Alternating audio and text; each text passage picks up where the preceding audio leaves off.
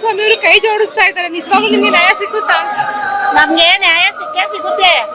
ನಾವು ರೈತರು, ನಾವ್ ಯಾವತ್ತೂ ರೈತರಂಗೆ ಉಳಿತೀವಿ.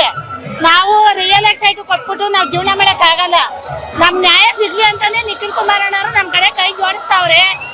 ನಮ್ಗೆ ಅವ್ರು ಬರ್ಲಿ, ಅವ್ರು ಕೈ ಜೋಡಿಸ್ಲಿ, ಅವ್ರ ತರವಾಗಿ ಇರ್ತೀವಿ. ನಾವ್ ರೈತರು ಅಂದ್ರೆ ಎಲ್ಲ ತರವಾಗಿ ಇರ್ತೀವಿ.